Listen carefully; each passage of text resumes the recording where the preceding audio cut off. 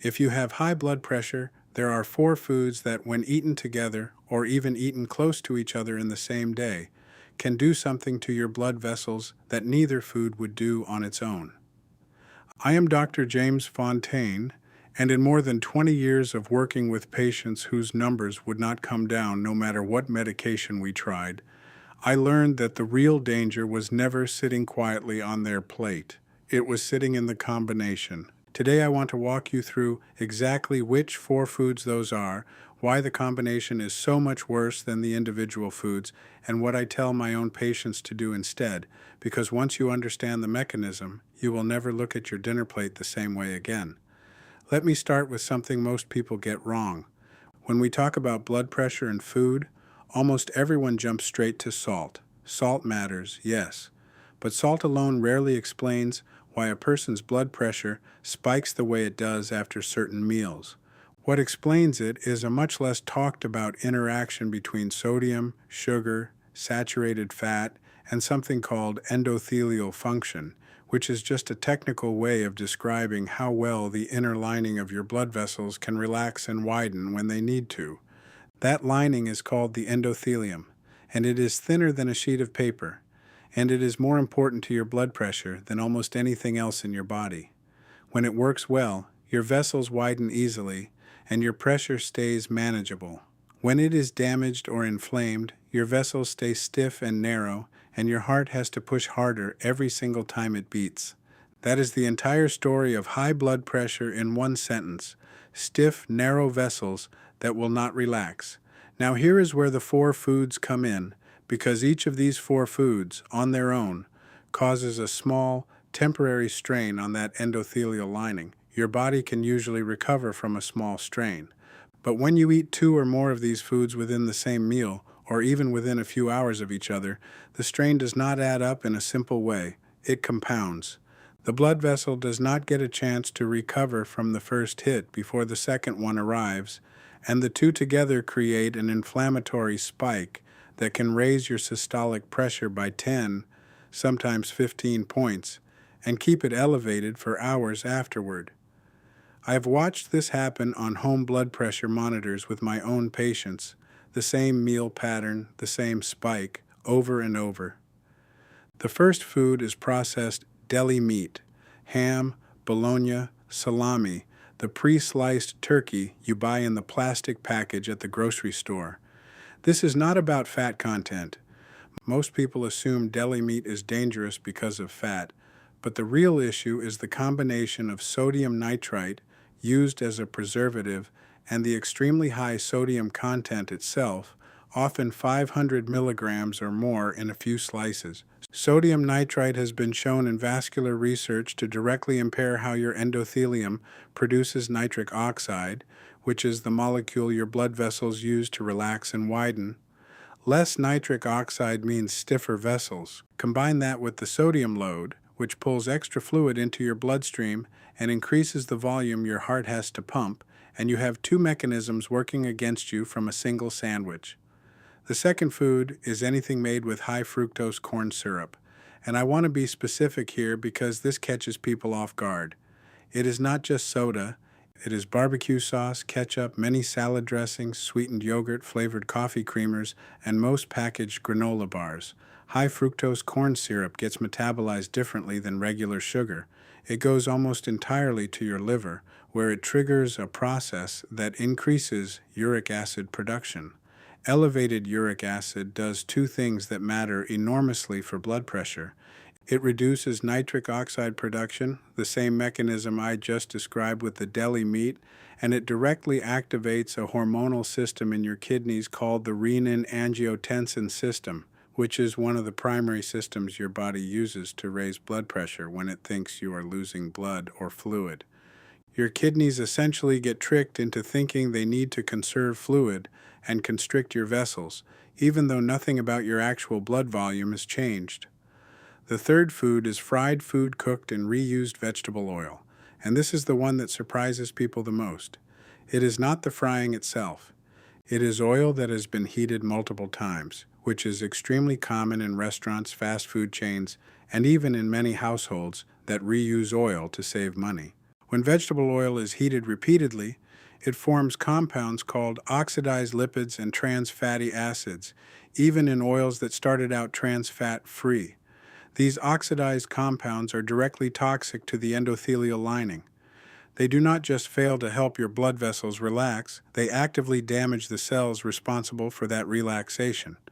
Research measuring blood vessel function after a single meal of food fried in reused oil has shown measurable endothelial dysfunction within just a few hours of eating.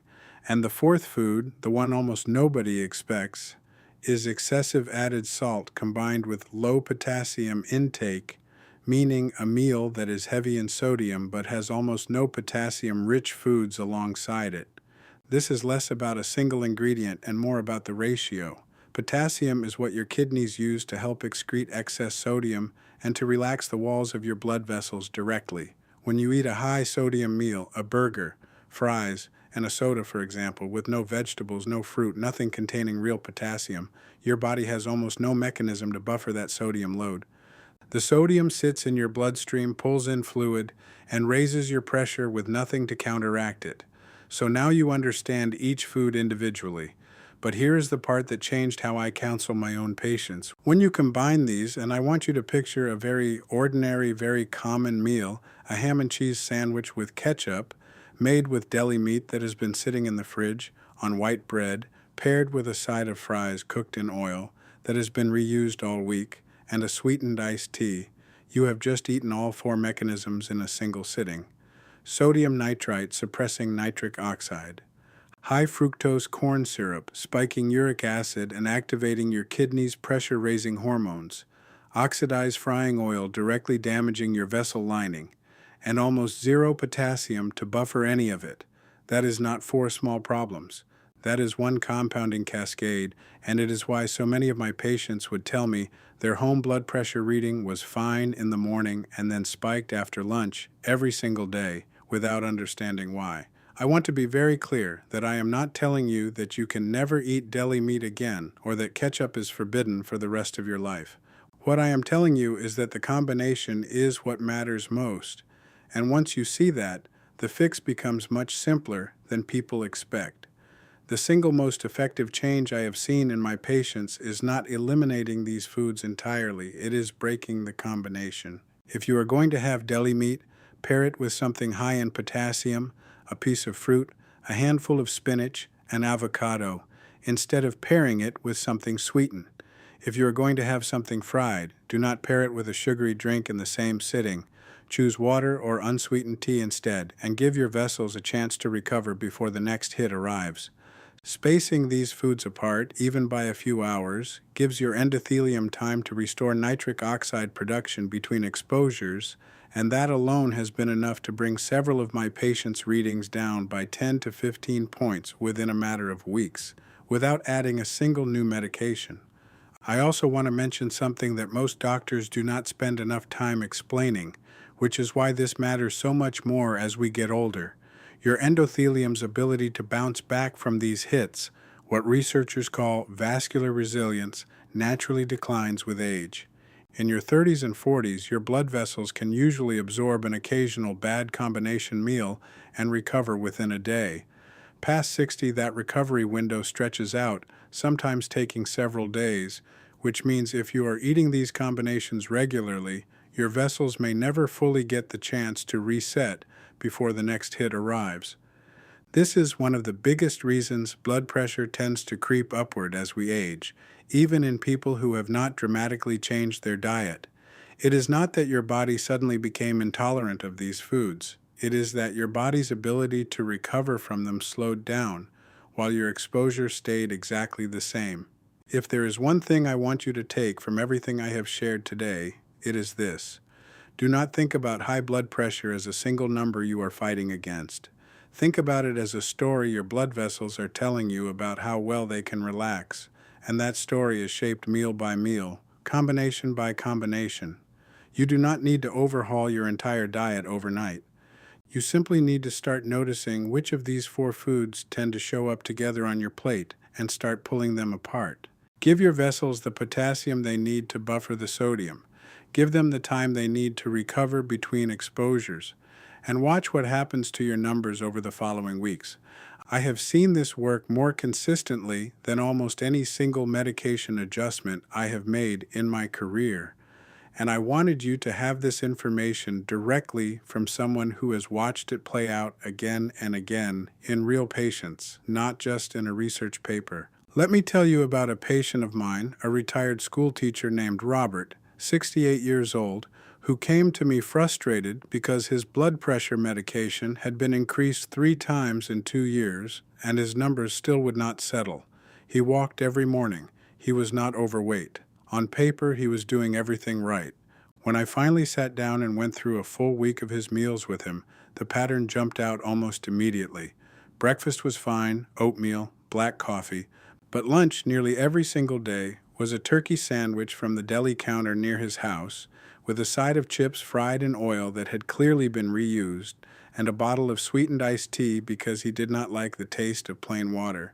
Dinner varied, but lunch was the same combination, day after day, 5 days a week, for years.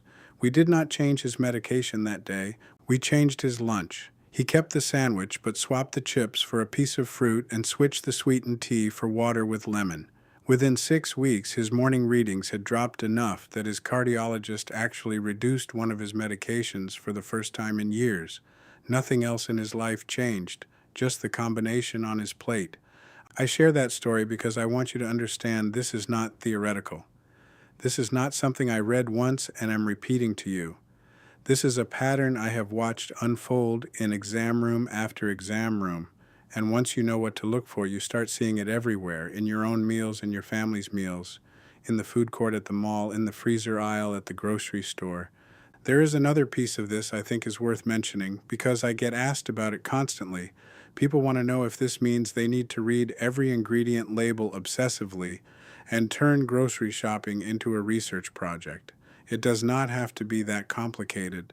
There are 3 questions I tell my patients to ask themselves before a meal, and if the answer to more than one of them is yes, that is your signal to adjust something.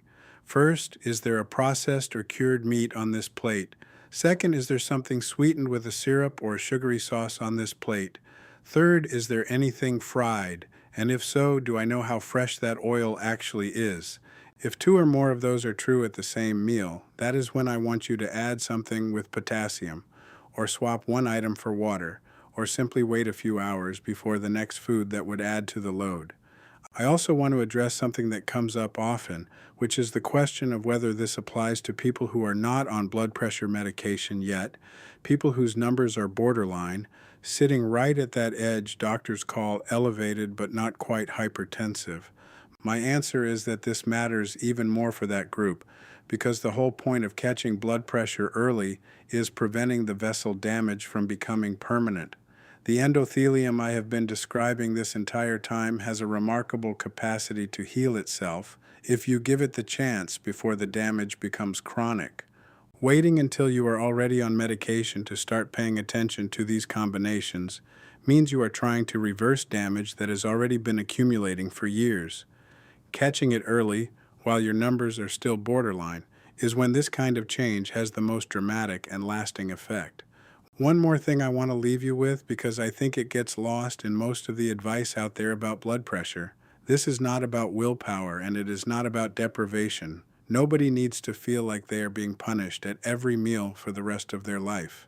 What I am describing today is really about awareness and spacing. You can still enjoy a sandwich. You can still have something fried once in a while. The goal is simply to stop stacking these 4 things on top of each other in the same sitting, meal after meal, week after week, without giving your blood vessels a chance to recover in between. That single shift, spacing instead of eliminating, is the difference between patients who see their numbers improve within weeks and patients who feel like they are white-knuckling their way through every meal with no results to show for it. If you found this helpful, I encourage you to think back over your last few days of meals and see if you can spot the pattern I described with Robert. More often than not, it is hiding in something so ordinary you have stopped even noticing it is there. That is exactly why it is so powerful once you finally see it, and exactly why I wanted to walk you through it today. Take care of that lining. It is working harder for you than you realize every single day. If this video helped you, I would love to know a little about who is watching. Comment below and tell me what city you are watching from, or simply tell me your age. I read every one of them, and it helps me know who I am actually talking to when I sit down to make these videos. Subscribe for more of these honest conversations about the heart and everything that quietly shapes it, and share this with someone whose blood pressure could use this information. This is Dr. James Fontaine. Take care of that heart of yours, and I will see you in the next one.